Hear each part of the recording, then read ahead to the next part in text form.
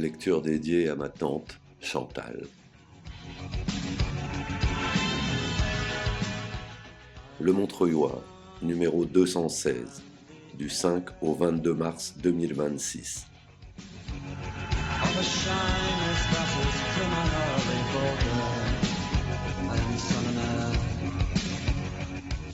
La flamboyante Thérèse Claire a encore beaucoup à dire, mesdames et messieurs.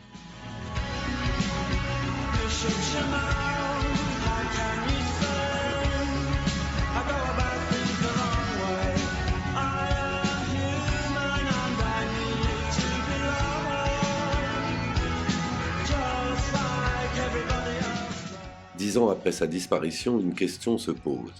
Que dirait Thérèse Claire aujourd'hui ?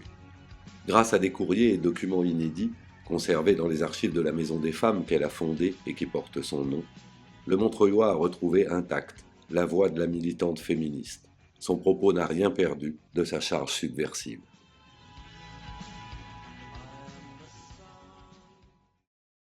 Je me suis offert en cadeau moi-même à moi-même, et ce cadeau s'appelait une libération. La vie et le parcours de Thérèse Claire auront été une libération contagieuse.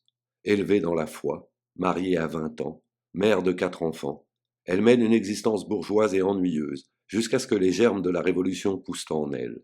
Je suis passé par l'Église, j'ai connu des prêtres ouvriers, et j'ai découvert Marx. Cette double clé de lecture lui permet de prendre la mesure de la condition des femmes de son époque. À La Fontaine, il y avait aussi les récits des femmes. J'ai tout entendu sur les hommes, ceux qui baisaient tout le temps, ceux qui ne baisaient jamais, les grossesses qui arrivaient quand elles n'en avaient pas envie, le mari qui rentrait alcoolique, les fins de mois qui commençaient le vin, les coups quelquefois, j'entendais hurler. J'ai entendu beaucoup de choses, toute la vie de ces classes pauvres qui n'ont pour horizon que la misère et la pudeur de la misère.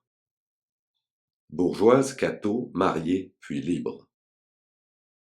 Cette prise de conscience ne lui permet pas tout de suite de se rebeller contre sa condition de femme au foyer asservie. Ce qui n'empêche pas la fougueuse Thérèse d'aller manifester en douce contre la guerre d'Indochine, contre la guerre d'Algérie, puis en mai 1968 d'aller écouter Daniel Cohn-Bendit et Patrick Vivray, qui tiennent des discours sur la liberté et l'utopie qui la laissent sans voix. Pendant que les enfants sont à l'école et monsieur au travail. C'est l'année où elle demande le divorce. J'ai tenu le coup pendant 20 ans, et à 40 ans j'ai décidé de m'offrir une vie. Avortement à Montreuil. Sa deuxième vie commence. Ivre de liberté, Thérèse découvre l'amour avec les femmes. Je me suis senti devenir féministe, mais une féministe tendre, car je ne suis pas anti-mâle, je suis anti-système. En 1974, elle emménage rue Hoche, à Montreuil. C'est là que, militante du mouvement pour la liberté de l'avortement et de la contraception, MLAC, elle pratique des dizaines d'avortements clandestins sur la table de sa salle à manger, avec l'aide des voisins et de sa plus jeune fille âgée de 14 ans, à une époque où les septicémies et les utérus percés étaient la première cause de mortalité chez les femmes, et où des médecins trouvaient très drôle de cureter à vif, sans anesthésie. Comme ça, tu t'en souviendras, salope, et tu ne recommenceras pas. Elle transforme sa maison en lieu de soins et de paroles. Ces mots étaient très politiques. Ce que les femmes n'osaient pas dire, c'est qu'elles s'étaient oubliées dans le plaisir. Le plaisir est révolutionnaire et aujourd'hui encore, elles doivent le revendiquer. Des fêtes pour fabriquer du commun. Au chômage à 57 ans, après le dépôt de bilan de son entreprise de prêt-à-porter, elle réinvente sa liberté. Dans une ville où il n'existe pas encore beaucoup de lieux pour se rencontrer, elle lance la fête chez Thérèse. Une fois par mois, ce dîner thématique évoque tour à tour la sexualité, le féminisme, la vieillesse, l'éducation, et même le nucléaire civil. Amis, voisins, artistes, intellectuels, personnes rencontrées dans la rue, y sont accueillis avec la même ferveur, autour d'un repas qu'elle prépare elle-même. J'ai tout le temps choisi. Au lieu d'en faire rien, j'en fais de l'humanité. Et ça, c'est un grand futur politique. Expliquait celle qui chérira le temps de la retraite comme un temps libéré, riche d'autonomie, d'autogestion et de plénitude. Restée vivace dans les mémoires montreuilloises, la fête chez Thérèse s'était arrêtée en 1997, mais a repris le premier samedi après-midi de chaque mois dans la toute nouvelle Maison des Femmes. La Maison des Femmes, une pépinière d'initiative. À force de piquer mon épée de feu dans les reins de Jean-Pierre Brard, maire de Montreuil à l'époque, pour avoir une Maison des Femmes, Il a fini par m'en cracher une, superbe, avec jardin, écrit-elle à son amie Jacqueline Lortiewa en 1998. Rien ne l'arrêtait, elle était d'une liberté totale, se souvient Roselyne Rollier, présidente de la structure de 2009 à 2025. Tous les jours, je voyais arriver des femmes en larmes, violées, violentées, sans fric, qui ne parlaient pas français, témoigne encore Thérèse Claire. Parce que la vie des femmes n'est pas encore un conte de fées, elle propose des ateliers d'alphabétisation, d'informatique, d'écriture, de théâtre, un centre social de plus, mais ce n'est pas le social qui rendra à l'individu son autonomie, sa responsabilité et par conséquent sa liberté. Seul l'élan collectif, capable de créer des rapports de force, peut changer la donne.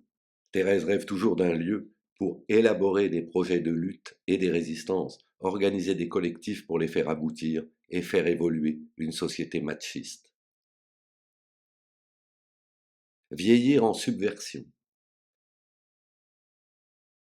Parce qu'elle refuse d'être prise en charge par un système qui, selon elle, crée de la dépendance, Thérèse imagine dès 1995 vieillir entre copines, en faisant appel à la sororité. Sa grande force a été de dire que les vieux, ce sont en majorité des vieilles, et qu'il fallait faire du collectif, poursuit Roselyne Rollier. La maison des Baba Yaga, tirée de Baba Yaga, personnage de légende slave, ce nom désigne ici des femmes un peu sorcières qui refusent les codes, est un projet politique qui consiste à changer le regard des vieux sur eux-mêmes, des vieux sur la société et de la société sur nous, à générer chaque jour de l'humanité et de l'utopie, croire en une éthique de bonheur. Thérèse a l'ambition d'y adosser une université des savoirs des vieux, Unisavie, ouverte à tous et dont les premières initiatives émergent à Montreuil. En 2013, après 20 ans d'efforts, la maison des Baba Yaga, résidence sociale, autogérée, féministe, solidaire, citoyenne, laïque et écologiste, pour une vieillesse joyeuse et une mort sereine, sort de terre. Mais de l'idée à la réalisation, trop de temps s'est écoulé. Aucune des trois initiatrices, Thérèse Claire, Monique Bragard et Suzanne Goueffic, n'y emménagera. Décédée en février 2016, notre impétueuse féministe aura toute sa vie durant prôné la révolution. Du MLAC à la maison des Baba Yaga, elle a tracé sa route pour le droit à l'insolence, au bonheur et au plaisir. Ces archives nous rappellent que Thérèse Claire n'a jamais souhaité devenir un symbole, mais qu'elle voulait du mouvement du collectif, du conflit s'il le fallait. Ces mots sont là, à nous de décider ce que nous en faisons. Christine Chalier.